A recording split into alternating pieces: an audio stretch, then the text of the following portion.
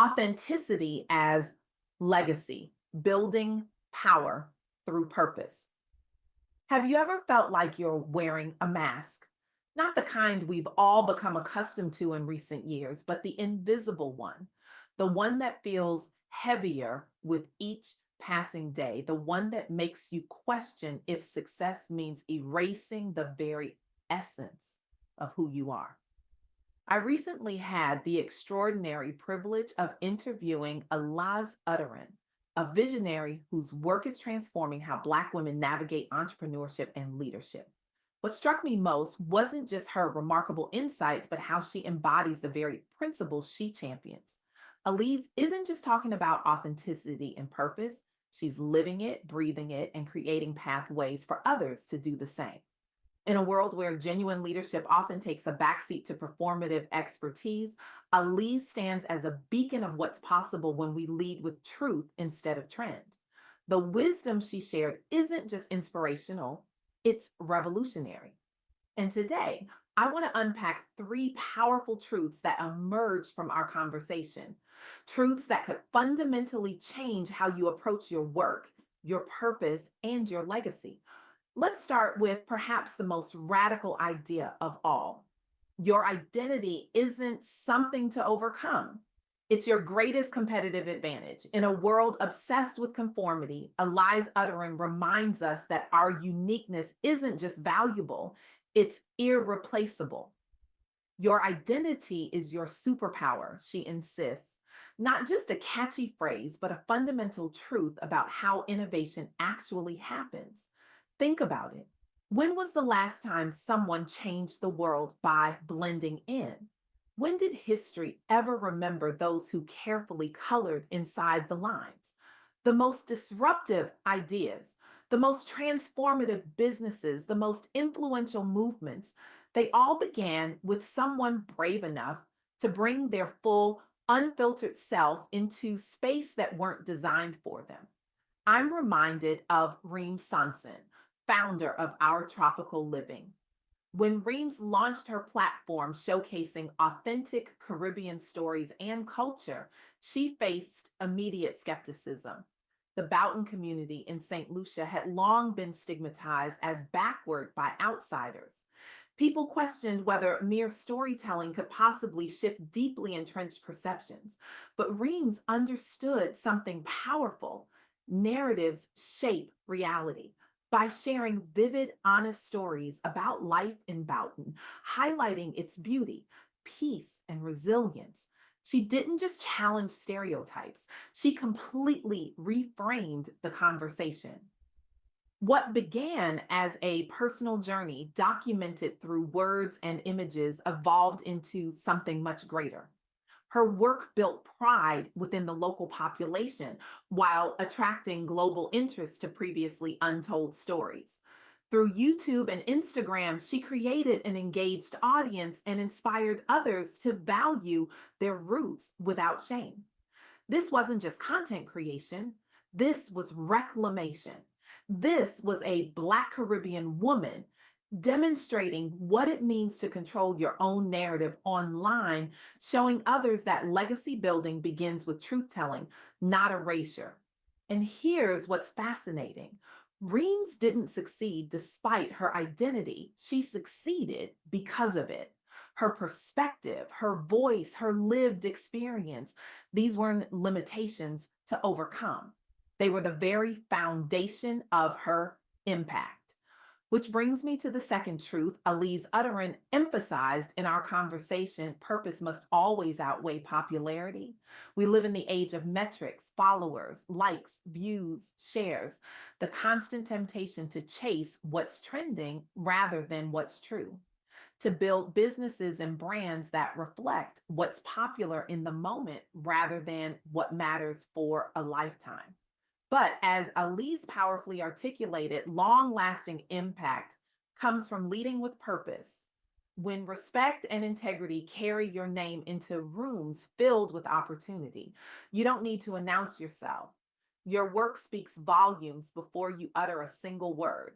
Consider the example of the entrepreneur behind at Mr. underscore franchise 3 on Instagram.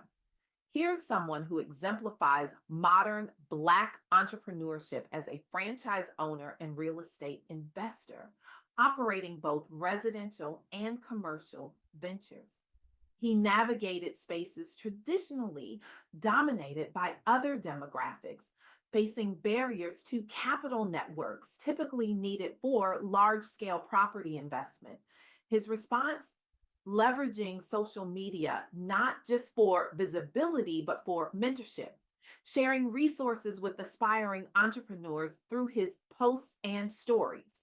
He grew a following of over 12,000 while inspiring other Black professionals toward ownership over employment alone. He demonstrated how disciplined consistency leads to generational wealth opportunities. What's remarkable is how he built his business portfolio step by step, despite industry gatekeeping, turning each closed door into motivation for broader impact within his community. He amassed both social proof through followers and tangible assets through real estate, proving that hustle paired with vision creates lasting change beyond short term income streams. He redefined what Black excellence looks like on digital platforms, encouraging more collaboration over competition among young entrepreneurs seeking legacy instead of fleeting popularity. This brings me to the third and perhaps most revolutionary truth from my conversation with Alize Utteryn. Sisterhood isn't just supportive, it's strategic. And self care isn't selfish, it's essential. Collaboration among Black women is a strategy for collective power, Alize emphasized. When one rises, we all rise higher together. This isn't just feel good rhetoric. It's a practical approach to dismantling systems designed to keep us competing for scraps rather than collaborating to create abundance.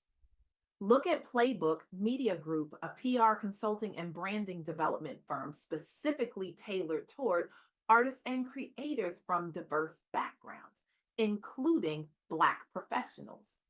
They faced significant industry bias against minority led PR firms and artists struggling for mainstream recognition. Their solution wasn't to fight harder for individual recognition. Instead, they prioritized collaborative campaigns amplifying multiple voices simultaneously instead of promoting clients individually. They fostered cross promotion between artists and businesses using shared resources and events. The result: they built a loyal network exceeding 3,000 followers who actively support one another's launches and campaigns. What began as an initiative led by creatives tired of competing against each other evolved into a powerful collective that pooled talent, expertise, and resources so everyone benefited. They've launched dozens of successful artist development programs and brand activations, elevating underrepresented voices onto larger stages. More importantly, they've proven that collaboration outpaces competition when building sustainable legacies, setting new standards for how PR can operate ethically and powerfully within creative industries. But Elise Utterance wisdom doesn't stop at professional strategy. She reminds us that protecting our energy through self care and rest is equally vital. We must lead from a place of wholeness rather than exhaustion. This isn't just about bubble baths and scented candles. This is about recognizing that in a world that profits from your burnout, choosing rest is a revolutionary act.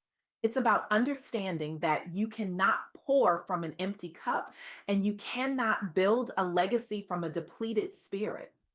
As Black women, we've inherited a cultural expectation of superhuman strength: the strong Black woman who carries everyone's burdens while neglecting her own, the entrepreneur who hustles 24/7 because rest feels like luxury she hasn't earned, the professional who works twice as hard for half the recognition. But what if our greatest strength lies not in our capacity to endure, but in our courage to prioritize our well being? What if self care isn't selfish but strategic?